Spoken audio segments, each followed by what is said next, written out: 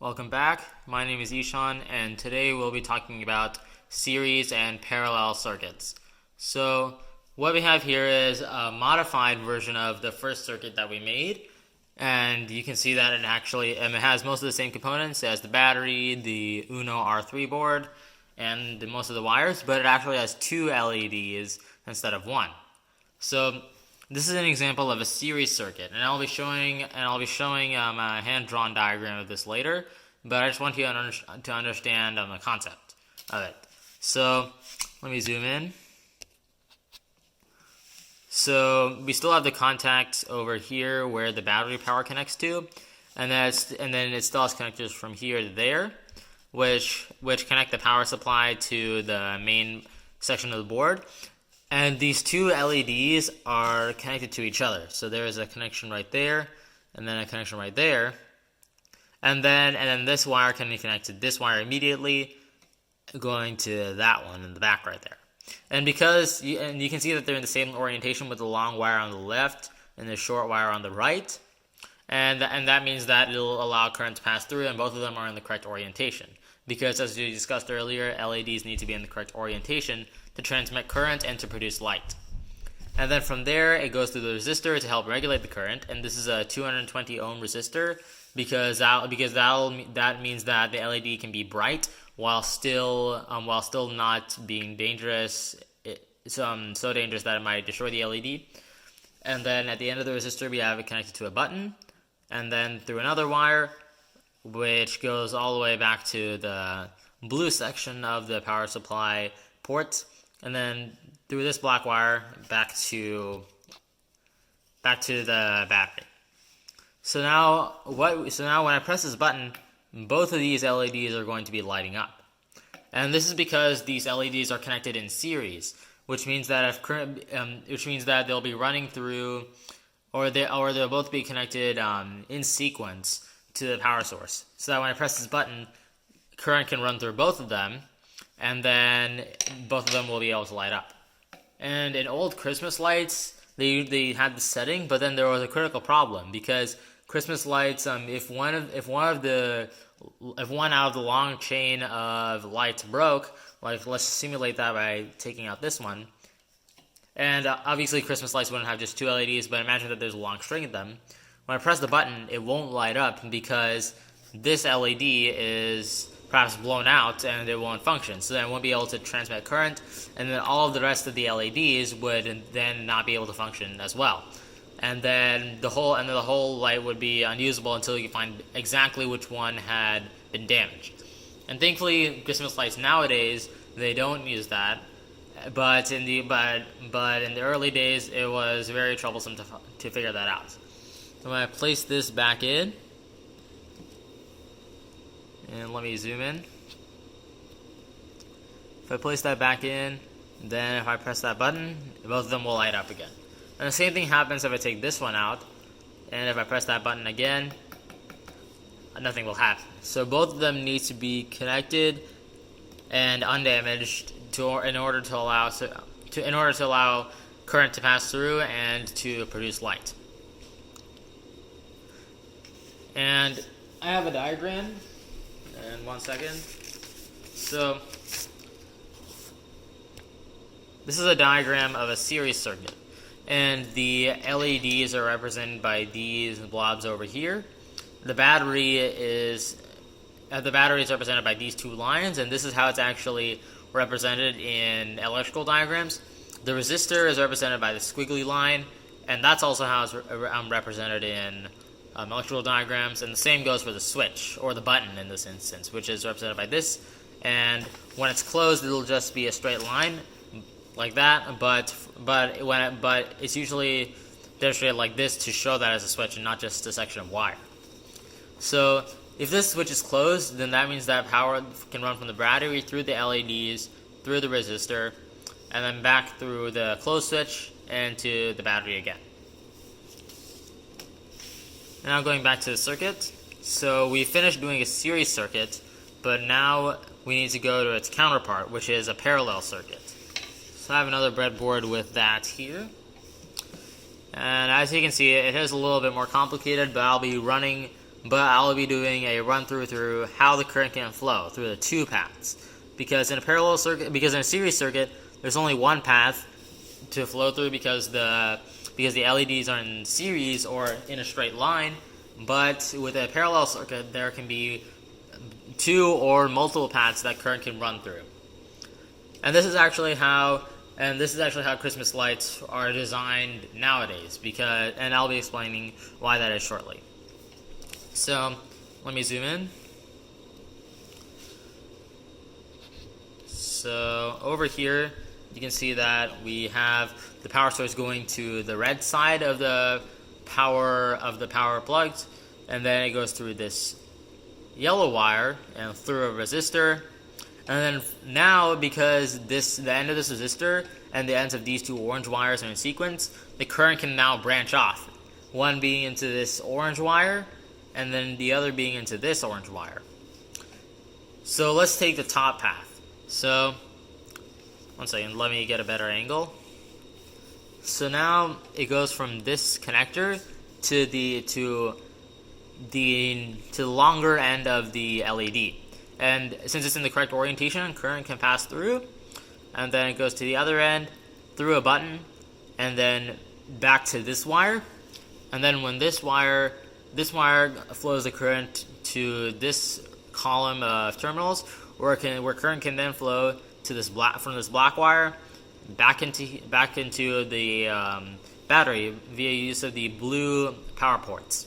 And then there's a black wire that takes it back to the battery. There. And now let's run through the bottom path.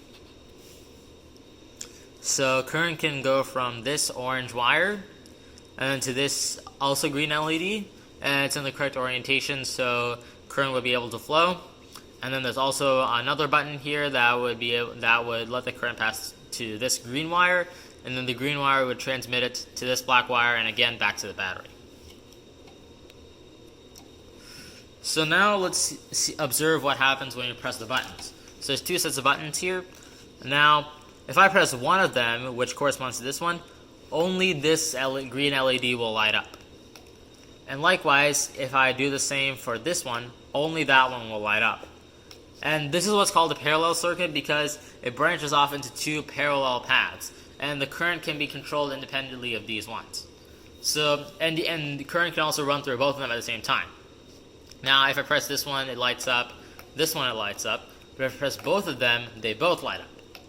And it's also kind of hard to see, but if I have both of these pressed, the current is split equally among them. But if I stop pressing one of them, the current can flow through all of the current can flow through one path. Since this path is the switch is open and it's not allowing the current to flow through, which means that all of it can be devoted to the other path. And when I keep on doing this, you can see that the brightness of the top LED changes a bit. And that's because current is changing from being split between the two paths to all being devoted to one path. And when it's all devoted to one path, it makes it a little bit brighter. But when it's split, you can sort of see that there's a tiny change in the brightness of that LED.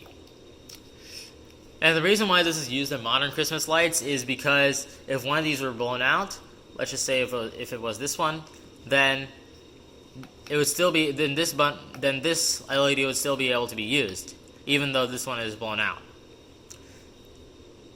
And we put that back, and then take out this one instead. Then this one would still be able to function.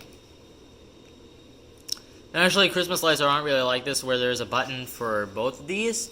There's actually these. Let me demonstrate it, because there's usually only one button to control them. And just give me a second. So we'll take that button out. Make sure that this connects directly to that LED, and that'll make it light up.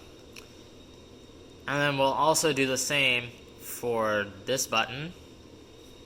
Then we'll take that out, and then move this to right behind there, so that also lights up.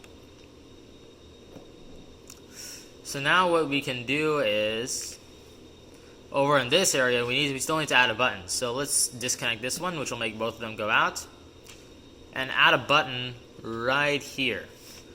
So that current, no matter whether it's from this green wire or the other green wire, it'll have to pass through this button in order to, and let's put that connector back right there.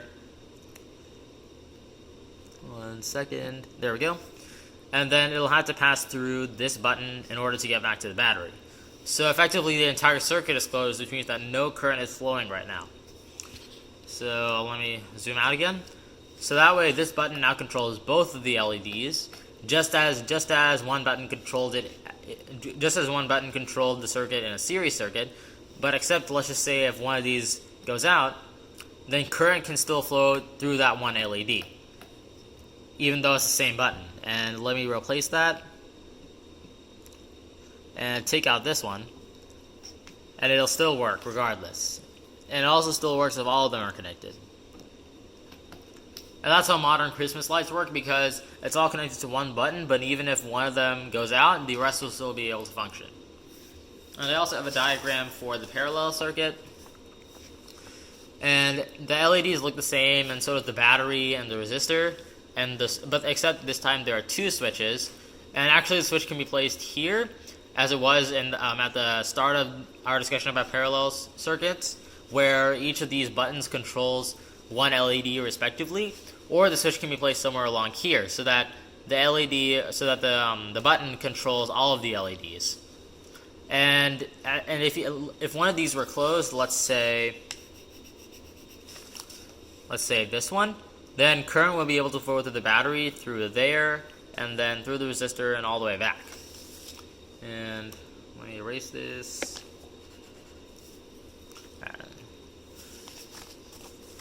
And then if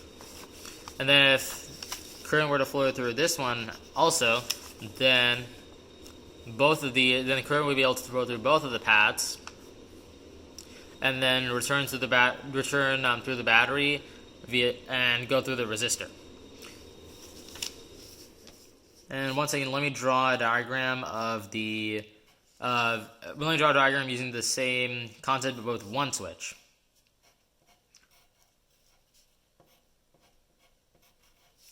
So we have, again, two paths, and then they connect to form one, and then there's going to be only one switch this time.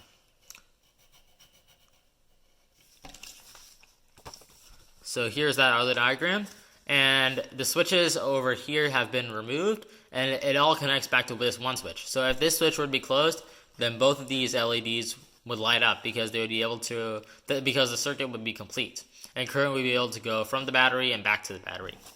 But if, let's say, one of these LEDs had gone out and no current was able to flow through here, it would still be able to go through the others. And if the switch were closed, then the remaining LED would light up. And this is possible for not just two LEDs in parallel, but for a lot of them. And in Christmas lights, you clearly need to have a lot of LEDs, or not necessarily LEDs, but components that emit light in order for it to actually look good. So let me draw an example of how multiple LEDs other than two can be connected in parallel. And power can flow through